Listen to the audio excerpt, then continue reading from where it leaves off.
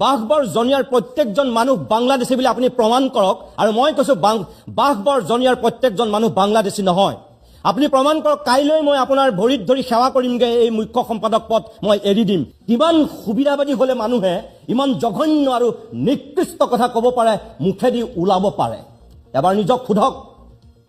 25 বছৰ ধৰি কংগ্ৰেছত আছে তাৰ পাছত এতিয়া আপুনি সেই প্ৰশ্ন আমাক কৰে ক'ত গৈছিল আপুনি 25 বছৰ আগতে বৰপেটাত ধুবুৰীত গোৱালপাৰাত এই একেই তেতু একেই মুখ একেই জিভা একেই দাঁতেৰে আপুনি কোনবিলাক কথা কৈছিল এবাৰ নিজক খুধক আৰু আজি তাৰ পিছত অধিক বিজেপি হ'বলৈ গৈ অধিক আৰএছএছ হ'বলৈ গৈ আৰু নৰেন্দ্ৰ মোদী আৰু অমিত শাহৰ ভিত্ৰ হ'বলৈ গৈ এইবিলাক বলিয়ালি কথা দলীয় কৰ্মীৰ আগত ক'বলৈ আহে লাজ নালাগে আপোনাৰ আবুল তাবুল বকি সকলো সময়তে সকলো মানুহক মূৰ্খ সজাবলৈ চেষ্টা নকৰিব নেভাবিব যে সকলো মানুহ আপোনাৰ নিচিনা ধুৰন্ধৰ আৰু চালাক ভুল কথা বাঘবৰ জনিয়াৰ প্ৰত্যেকজন মানুহে কি বাংলাদেশী মই আপোনাক প্ৰত্যাহ্বান জনাইছো বাঘবৰ জনিয়াৰ প্ৰত্যেকজন মানুহ বাংলাদেশী বুলি আপুনি প্ৰমাণ কৰক আৰু মই কৈছো বাঘবৰ জনিয়াৰ প্ৰত্যেকজন মানুহ বাংলাদেশী নহয় আপুনি প্ৰমাণ কৰক কাইলৈ মই আপোনাৰ ভৰিত ধৰি সেৱা কৰিমগে এই মুখ্য সম্পাদক পদ মই এৰি দিম ইয়াৰ আগতে আমি দেখি থৈছো দুটা উদাহৰণ দিলে আপোনাৰ যথেষ্ট হ'ব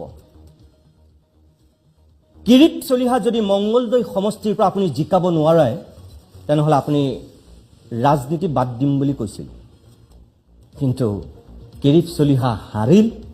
ৰমেন ডেকা জিকিল আৰু আজিও আপুনি ৰাজনীতিয়ে কৰি আছে মন্ত্ৰী হৈ আছে কিয় আপুনিতো ৰাজহুৱাকৈ কৈছিল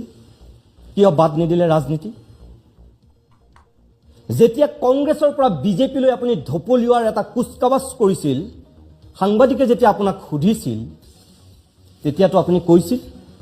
যে সাংবাদিকেহে মোক বিজেপি কাইলৈ এউডিএফ পৰহি এজিপি এইবিলাক কৰি আছে